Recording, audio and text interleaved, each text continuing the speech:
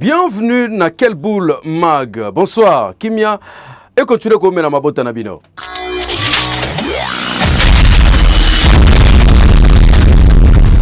Dossier ya taxe au babengi ram boebike ministre ya Petentik Augustin Kibasa Maliba ba député ba bande ko zelaya seskizaki lelo lisusu zaki prévu ba yambaye boebike ministre yate réunion communiqué bimi que plénière wane commis à la date ne baloba en français ultérieure, c'est-à-dire eyebani sous mokolote population Kinshasa pe batozo mituna bakimisi ministre est-ce que taxe on est ko continuer to mokonzamura ko décider ko longola ngopo 80% de la population bondi melanga balinga ngote.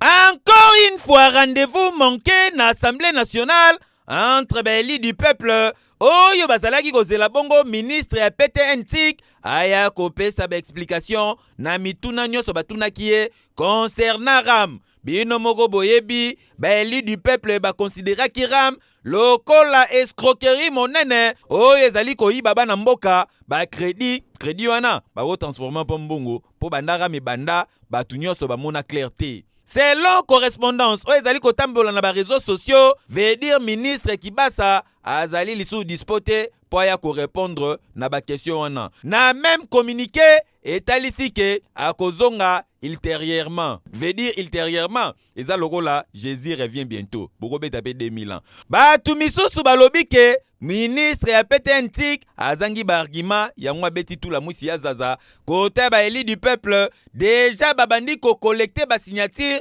pona ko senga ke ba longola musala azonga chômeur. Kasi entre-temps ba les ana na kata Assemblée nationale po avenir ndeko talisa biso suite ya makamboyo. Po ram ba congolais nyonso echa bangu mbulungana. Mama mokutu asenga babi misaram na TV batune ba question. Misusu pe bazo mituna ramango eza ya papier ramango ya Thomson topé misuku babenga ki on Assemblée nationale ram ya rasoir kokamwa. Donc mbulungana total. Escroquerie monene. Ekei Malgré que poussa bazali ko benda toujours état de siège mais à niveau il y a terrain population bazo décrier toujours ne ba massacre zo continuer ko salema. C'est le mouyo qui peut sabiso ba détail.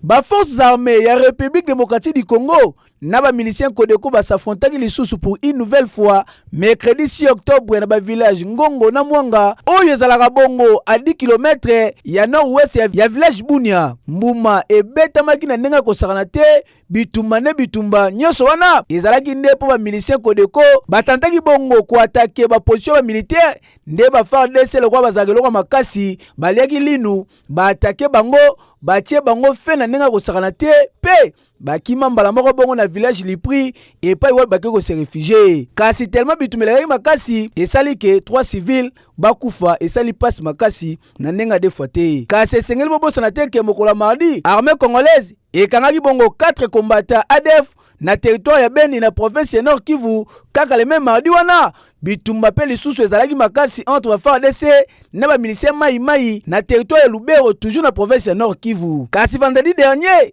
na komanda 8 civils bakufaki pe batu ebele babongisaki biloko na bango 5 ndaku na demituka mokoka kutu batumbaki yango. Dimanche dernier nde ezalaki somo epai wapi une vingtaine de batu bakufaki bongo na province ya Ituri. Pour na rappel esengeli koyoba ke état de siège ezalaki susu bongo projet pour une 9e fois na conseil de ministres vendredi dernier kasi mokonzi mboka Félix Antoine Tshilombo alobaki ke levé na yango ekosalema ti mokola komona ke kimi ekoti na est mboka na biso notamment la province ya Ituri na Nord Kivu epai wapi population bazali komona makambo na bango nde mokonzi mboka toujours na susazaka na yango pour la population alobi ke moya levé état de siège ezate ti ya komona clair pe kimi ekokota atambuma ekobeta lisusu te eza normal. Keyo, oui. Éliminatoire ya Qatar 2022 à la Coupe du Monde monene République démocratique du Congo Léopard kokuta na bongo na Madagascar et koina mabe ministre wazali ko s'occuper na sport ya République démocratique du Congo Serge Konde asali message pour na ko solola na ba congolais pe ba supporters nyonso.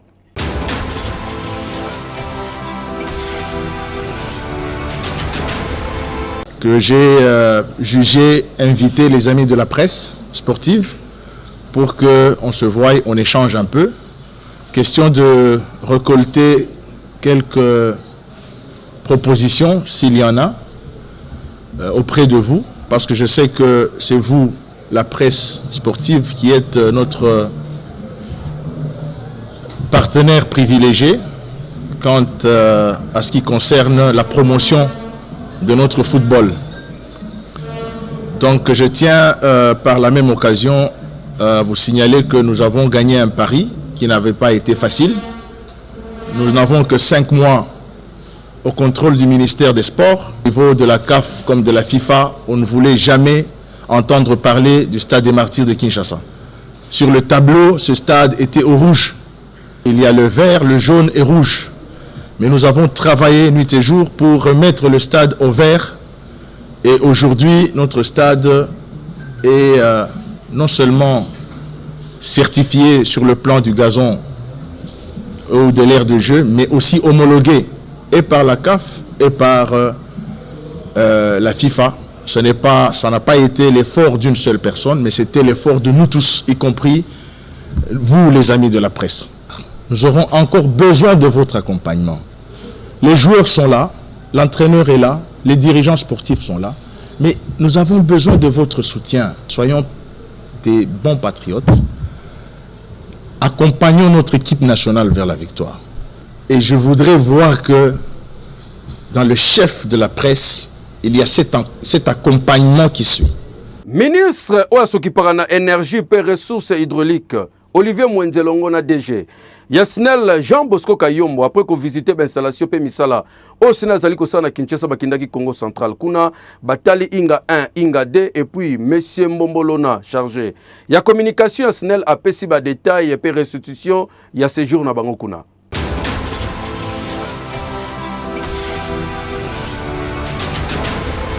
Après tourner na Bango, awa na Kinshasa, pe na quelques coins ya partie est ya République démocratique du Congo. Ministre ya énergie Olivier Mwenze pe numéro 1 ya SNEL Jean Bosco Kayombo Kayana ndeba desidaki kokita awa na centrale hydroélectrique na Inga précisément na Congo central pour na koluka ko s'imprégner na situation générale ya courant oyo boyebe zali ko déranger bango ba congolais. Toujours na souci oyo président de la République azali na yango ya ko servir na ba congolais courant kitoko. Pe Monsieur Mbombolona oyo azali chef ya cellule ya communication yoka communication na ye. Ministre azamo na mboka me bana mboka belé ba vanda na mboka te. Boyer ba PC secteur ya énergie. Bo wazomona ka kini okini mwinde pelaka te. Mais au moment que rasali tourner auti kisangane amoni makambo ezo sale makuna dernièrement toaki na forum na Kolwezi babanda lo makambo boye contre SNEL mais eraye na Inga au sentir que même malobane change même forme et longue moni que non akomi ko seka seka pour comprendre que non makambo ezande ko toyo SNEL bato bazo sala SNEL bazo mokumba wana ko pesa lotiliki biso toyebi ko tongate toyebi ko yemba te toyebi ko komate biso mabendeka lotiliki mema matina kino bon omoni bande ko bayebi te que courant pour commêler na kin batu balala kana saba machine bayebi te que courant pour commêler na kin batu balanda ka singa ba tambola ko banzete na bazamba ya vandi au sakana na courant tongo poko bwana chambre ta tiki clim mais azo bateke rwana azo baby énergie baninga bako salela côté mususu ozo mom ye moko ka kati câble ateki ye moko se brancher azo toucher équipement SNEL ndenge nyonso mais rwana azo na mabe na yete ozo comprendre. Mais biso tozo senga na bango civisme mais faut ça la ndenge toloba. Il faut pas respecter courant, pas respecter ba équipement, baza la kutu ba sentinelle pour ça moni moto asimi ba belela. Tolobaki na bango tora ba carte de service, so moni moto osimba câble, ana carte te ya kanga ye benga biso, to ya na police to cha loboko. Boyende ezalaka. Ke yo Winner Loto tozo continuer ko beta CT Olinko Bonga kende ko beta na 500 francs ya pamba.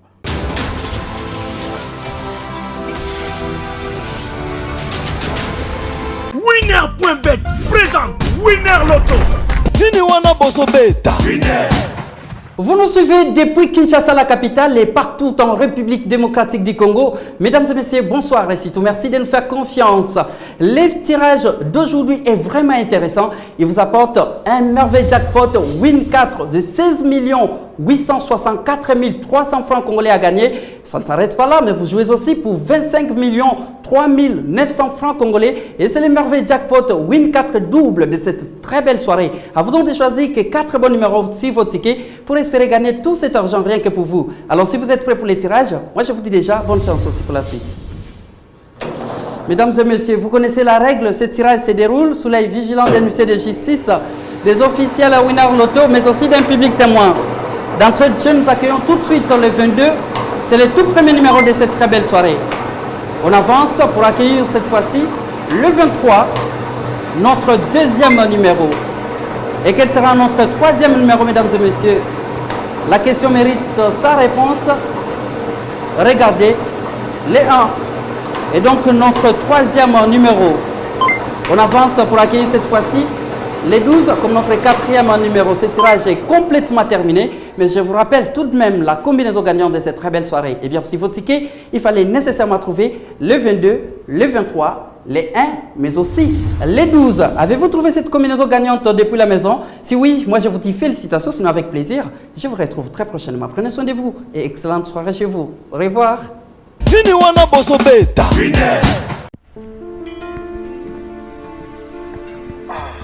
Frère, parle-moi un peu l'histoire là de devenir propriétaire avec 300 $ seulement au Kinshasa. C'est quoi l'histoire? C'est pas facile, ce n'est pas de micmac, ce n'est pas de la rigolade, c'est vrai. C'est des jeunes entrepreneurs, ils habitent ici. Moi j'ai tenté, je suis aujourd'hui propriétaire, je paye 300 $. J'ai dit bien 300 $ par mois. Il va te faire les calculs. Tu vas payer pendant un certain moment après la maison. La maison est construite en 9 mois seulement. Mais toi, tu payes 300 chaque mois à Kinshasa. Tu as une maison de 100 mètres carrés. Pendant combien d'années? Payer 300 $, 300 $. Bon, toi tu es mon frère. Toi tu es mon frère. Je ne vais pas te cacher la vérité. Oui, frérot. Je vais te donner tous les coordonnées. En tout cas, tu vas entrer en contact avec l'équipe. Mais je te dis, aujourd'hui, mes chers amis, c'est plus facile. Devenez propriétaire à Kinshasa avec 300 $ seulement. Tu payes chaque mois une très belle maison avec 3 chambres, 2 salles de bain. Je vous dis, laisse tomber. C'est bon. C'est fini.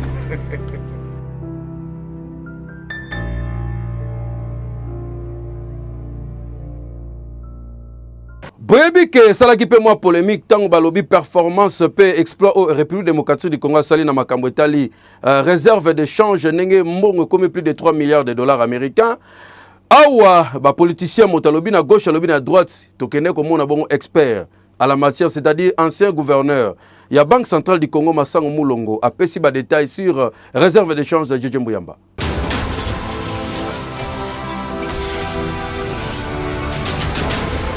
3,3 milliards de dollars américains, des chiffres oyo ezali kolobama po na réserve de change na Banque centrale du Congo. Record historique ndenge kaka bato bazali koloba yango to approché les géniteurs ya franc congolais, les génies congolais, les gouverneurs honoraires ya Banque centrale Jean-Claude Massango Moulongo a expliqué. Le dernier où le conseil d'administration du Fonds monétaire international pour aider ces pays membres de faire face aux conséquences de la pandémie de Covid-19, eh ben, le conseil d'administration a approuvé à ce qu'on puisse allouer un certain montant, qui est un montant historique aussi, où le FMI a décidé d'allouer à peu près 450 milliards de DTS, qui équivaut à 650 milliards de dollars. Sur les 650 milliards de dollars, l'Afrique en a eu 33 et la RDC a eu 1,5 milliard de dollars sous forme d'allocation. C'est ce qui fait que nos réserves de change, avant cette allocation-là, qui était à peu près de moitié, ont augmenté jusqu'à atteindre un niveau historique de 3 milliards 300 millions de dollars américains. Voilà l'explication. Impact na yango na vie sociale ezalaka ndenge nini bozwa ba élément de réponse. De manière générale, une hausse des réserves de change est toujours bénéfique. Okay? Ça vous permet de faire face aux demandes internationales comme je l'ai dit tout à l'heure, le paiement des dettes souveraines. Nous commerçons avec le monde entier. Or, la RDC est un pays avec une économie extravertie. Cela veut dire que nous importons plus de biens et services que nous n'en exportons. Donc ça nous met dans un déséquilibre et cela n'est pas à notre avantage. Donc par conséquent, il faudrait, et vous avez entendu beaucoup le gouvernement, la Banque centrale et pas mal d'économistes dire que, bon, écoutez, il faut diversifier l'économie de la RDC pour pouvoir transformer les produits de base, les matières premières, en produits semi-finis, en produits finis, pour nous permettre à ce que nous puissions avoir une économie beaucoup plus saine.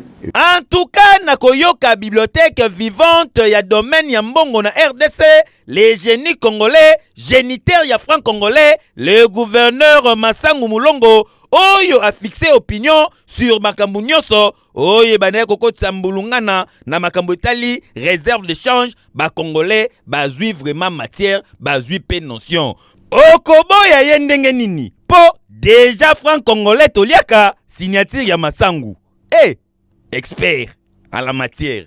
Ekei! Quelle boule tokiti cette fois-ci na province ya Lomami na Kabinda. Mais reporter na biso kolongwa na ye na Mbujimai na Kasai oriental pona kokota na Kabinda kuna na Lomami ezalaki somo botala nzela 150 km ma modèle batu bazolela pe ba 2-3 jours na nzela ezokamwisa.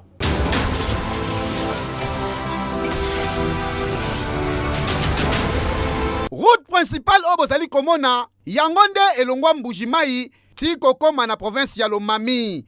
Kasi kotala eta na yango ezali kopesa pasi makasi surtout mingi na bandeko ba voyagaka koluka kolongwa Mbujimai na province orientale pe kokende na Lomami. Kasi nzela se moko yango basalilaka ezanga nango goudron na liste ya makadam babosa na yango. Population bazo souffri na ndenga kosakana te surtout mikolo yo nanga bamvula elandani ebele beti tala eta nzela bino moko poto na poto nzela o kolongwa Mbujimai tiko koma na Lomami eza na 150 km boye soki eza nango na makadam eza nango gravité eza nango raccourci to be pembeni kasi kotambola yango ndenge eza mabele ya pamba boye terre bati mbula susu ezu yango komi na poto tala ni population bazoni yokwama o moto azo sieta ezobenda ye kaka ndenge bomoni na moto boye. Reporter ya quel boule asali 2 jours na nzela mokoka na moto oyo po akoma Lomami na mutuka tala mutuka yango ekufi moya kolekeza te bakiti bazwi bapau nde bazobeta nzela pona koluka nzela koleka kasi bapine pezo benda mana poto oyo bango moko bakomunike mabango zela batonga ngo te tandeke tokemi kobima Mbujimai ya boye tosali 8 heures du temps ekutu tolali na nzela ezaka mabe ya nzela wana yango bakonzi batiela pe biso makanisiko 150 km aboye bato bakemba kosala 2 jours donc nzela eza mabe eza bien te nzela ya mabe kutu eleki bakonzi ya mboka tolobaka yango malamu soki banzela ezo relie ba province mibale misatu eza déjà avantage pour la République démocratique du Congo po transaction esalema pe biloko etambola na mboka mususu pe na mboka mususu kasi ya kobeta nzela o karaboye eza pasi makasi po yango nde eza nzela ezo permettre bato ebele kolongwa Mbujimai koke Lomami pe kokota ba province mususu neta o ezaleli ha boye te bocha misu na nzela oyo po emonana ke soki makadame ekoti esunga population boye eza pasi tala moto asieti akie mupanzi tala mutuka kangami ale pau pa baobeta nzela et nini TVC médical et pas Benjamin Tatete docteur spécialiste na makambo etali misisa pe ko bongisa abino makambo etali maso boke no kozwa basoin kuna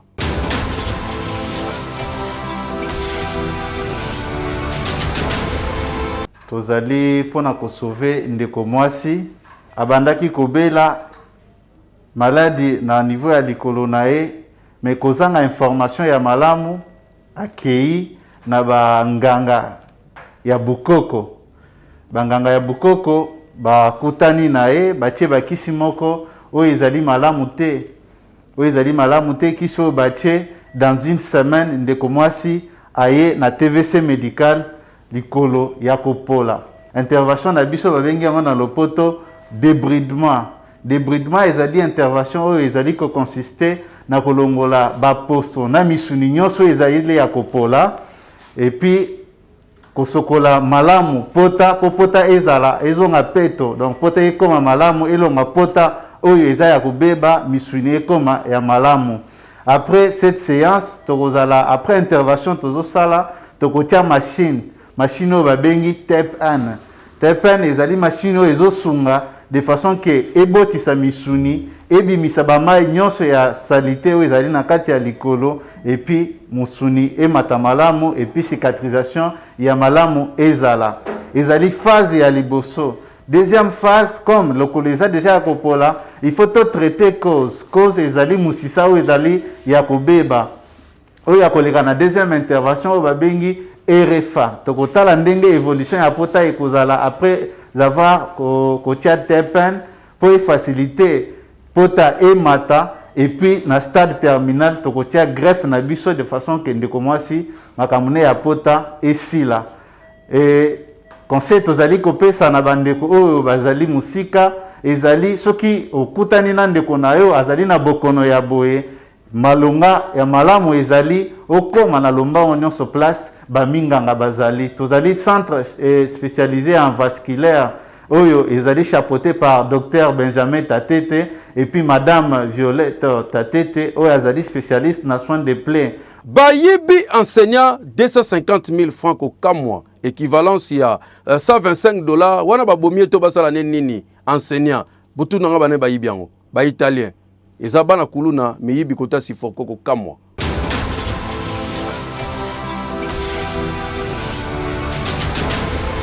Akanga botola lelo nezalaki mukolo na ye balianga ndo basepela yebaka ke kuluna oyo bayebana mingi na kombo ya ba italien awa tozali bongo na masine na Sifoko na quartier 3 yayo ndo bozali komona bebali c'est-à-dire base na niveau ko sakalate bango so bakuta no na butu he obika te o kapeti o sola ke ba o mettre babe na lia ozo kapota mulangi deux fois te ka ndo zali komona bango boye basuka ki bongo na maboko ya population selon information tozui na butu ba kenda kokuta na papa oyo azali enseignant yo mobenda rabul ba enseignant République démocratique du Congo bien 250 000 francs na ya passion boyebi niveau azula kango na rentrée scolaire ango papa zo calculer aluka neni na somela mwana sapatu aluka kae ayo okuta na bakuluna na butu bien machette balingi bakata papa ba potani tant papa gangi boye population aye inde nde bozali komona be ba beti lo tout ale longi na munoko nde vimbi yoka communication oyo tata oyo ben civique na bimi 5h30 na ndako na ngai na porte ya lupango bima na bimi bango bazo ko kita ngulupa mbala moko bakangi saki na ngato bano ko wela la saki na bango nde ake ko kweya na batol lisheto ya bambaki na batole zwangai ngai pe na bindiki ye na bilamba nde na kwe na ye na mabele population eye kuzwaye nde na décider to ya na ye et pas États-Unis awa na société solidaire oye la kisike baya kuluna nde bozali komona bango boye bango lisolo ya kanya makasese misusu ba mona ngonde slogan il faut pena ba kende ba purger pena bango po et à normalité jeune garçon wape noko okosa kope mususu mo préféré na yo okendo kata batu tala papa ngani abimi tongo akoluka msala na et puis enseignant mbongo enseignant oliango na passe tala ligwa 250 000 francs mwendo vimbi munoko Johnny yo kobenga ye faute teleki koswa na tongo nyonso na ba chauffeur na ba receveur azali soldat ya FRDC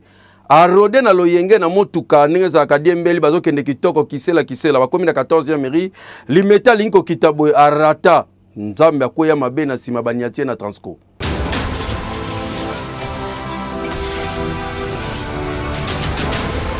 Accident de circulation et salami awa tozali na lumete précisément na 14e rue. Pasi pe mawa modèle nde bozali komona bandeko bazali kolela boye. Tata o bomoni atandami boye, selon information tozui azali bongo FRDC c'est-à-dire mapinga ya mboka. Bino moko boyebi awa na RDC surtout na Kinshasa mingi ba soda ba kendaka misala na tongo c'est-à-dire système yaka kipaka kokolo mutu na ndenge na ye. Ba misu système ka lukasha a rode moto, misusu ba rodaka ba taxi, misusu ba rodaka fo même ba bwende tala sort nango yango yo place yo kobomisa papa o ya tiki bana na tongo azobima kende musala arode buendo tobengaka 207 bakutani farafara na transco batuta papa panzani moto tala epesi pasi pe mawa yoka kolela ya bakongolais pasa mwana mobali kotala mwana mobali boye alali boye papa nako esalika pasi papa pasa mwana mobali nabuka ina tongo abibia keluka aya kosa trouva komi boye papa ngone esalika pasi azolela potozala bana mibali oyo elakisi ke République démocratique du Congo, surtout ministère ya défense,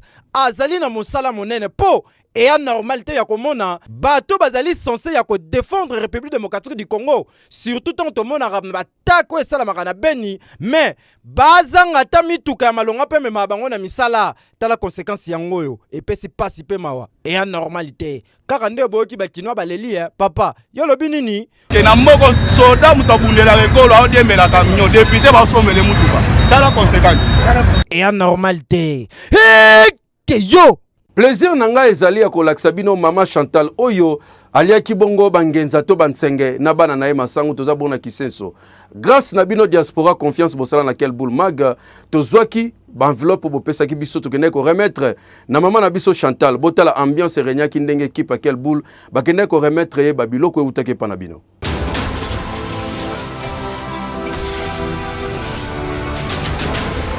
Mama obo yebi bien totaki kolakisa bino mikoleleki kombo na ye mama Chantal mama ya baliza oyo balekisaki journée na bango baliaki bongo bangenza ya masango pona kolongola frusi ya loso bulai balambaki yango bongo na mafuta ya jaune ya mbila kaka ndenge ezalaka kasi lokola magazine Quel Boule ezali magazine moko ya interactivité awa na République démocratique du Congo batu balandaki elema ya mama de partout dans le monde bakoka kokanga mitema te ba réagir batu batindaki bambongo na bango de partout na bamboka ebele botala makambo mbongo yango esali yango yo basombeli mama de saki ya loso sac ya semoule bidon ya huile carton ya tomati oyo e bongo enveloppe ezalaki wana na telefone vedi chombo Android po mama oyo asolaka allo botala bino moko équipe à Quel Boule ekiti wana conduit na tonton Selio Muyoki aye nango ka nde bozali komona mama Chantal asuzukaka boye puso ekoti na lupango kiti sa bakiti saki ya loso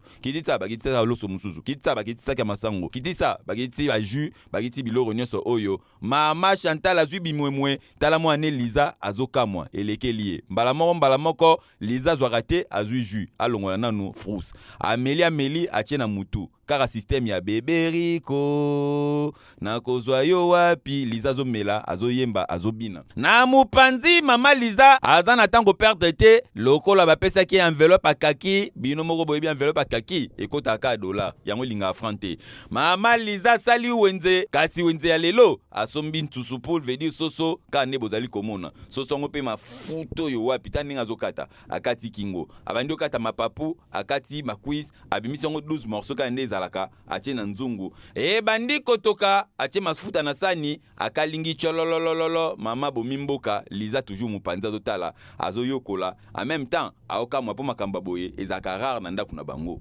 bino moko boyebi botala ndenge nzungu oyo ezali kotoka lelo ezangenza te bachende loso ebelaka te ebeli mama Chantal atie na basani azwi ya Liza apesi Liza sokoli déjà pietiki mafuta mbila kasi Liza comme si azaka na problème alipapa azwi loso na ye aya vandi awa bota Liza ndinga azali kolia ali azoyoka bien babatsele sous bouteille moko jus baya na ye babakisami mama Chantal likolo bazali kolia balie bayoki kitoko o eza premier mi-temps deuxième mi-temps yaka te ye mama Chantal alambi nde siko semoule la jaune botala bino moko Liza demisuna sani avandi azoko ta fufu na deuxième mi-temps bwana idete afibina mukuwa yoka communication difficulté muke nazalaki nango namoni batindeli nga telefone na loso na baji na mafuta merci na David Nsiala na ndenge basungi nga nazwi telefone nazwi enveloppe kalate nazobanda commerce na nde basungi nga en tout cas nzamba pambola batu nyonso basali geste pona kosunga mama Liza imagine bona nefetame epa ya mama Liza kasi na mois ya octobre boende zalaka tandenge Liza azolia oyo batu nyonso bapesaki mo eloko nzamba opambola bino ya solo ekei Population à Kinshasa va réagir par rapport à match monnaie RDC à Kobeta Lobby.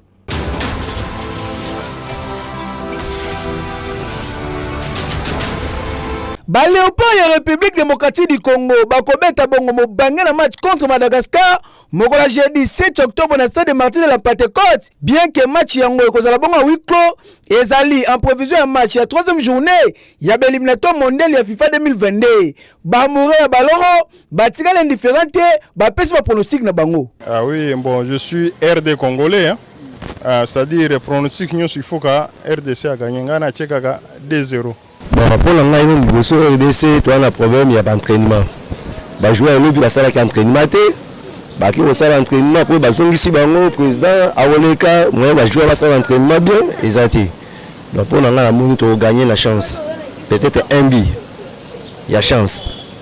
Pour baser la forme était. Pour le match à l'obé, on a vu que tu gagner pendant 2-0. Attends tu total on a l'écran, tu gagner 2-0. Ouais, pendant pour la match tu gagner 2-0. Deux derniers matchs de Betty, on est trop dans le terrain, mais on arrive vraiment à habiter. Nous avons posé comme maté. Mais selon moi, on va habiter pour le pas au Banabati. On va pas gagner. Et pour souhaiter le pas gagner, c'est tout ce que vous dites. Tala, kasi bobo sonateke. Déjà, na groupe Oyo, République démocratique du Congo va déjà contre mi parce que basalaki déjà Denis Mokoka donc na match Oyo baza na droit d'erreur té. Biso to souhaiter kaka bonne chance na ba Léopard ya République démocratique du Congo. Keyo. Oui, ville ya Genève, ya Lausanne, ya Berne, ya Zurich ezana ko sepela na mboka Suisse pour anniversaire ya Astrid Ngwene, balobi maman mo kitoko yo wapi, mwasi moko très gentil, que du bien, que du bonheur na yo. Astrid Ngwene, maman na Sarah Ngwene, que du bien, que du chic, bon anniversaire na yo Astrid Ngwene. Aujourd'hui c'est ton jour, nous nous sommes des idées de te faire le bonheur que tu mérites. Tu vaux tellement pour nous, quel monnaie sera, poto salobo l'amour. En ce jour si spécial, c'est nos cœurs qui te parlent.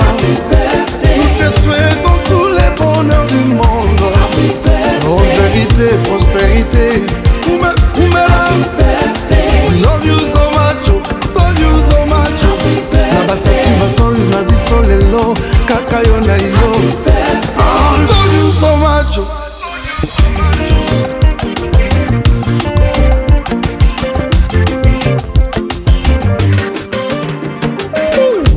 Nous rendons grâce à Dieu pour les dons que tu es, champion à Botanie.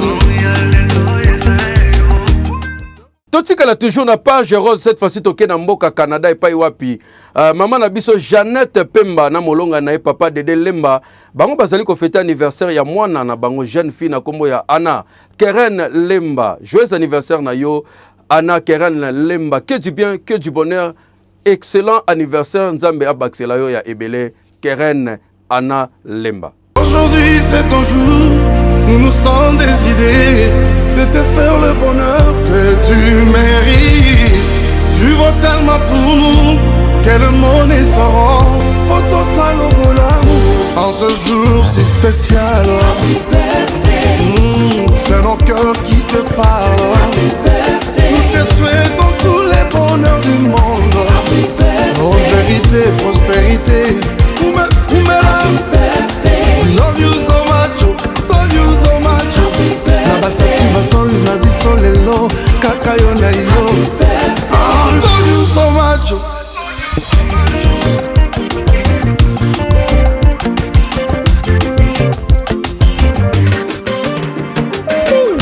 Nous rendons grâce à Dieu pour les dons que tu es, champion à Botanie. Voilà, tokomi na suka quel boule mag. Ba mama boa kitoko yo wapi. Eke yo, oui.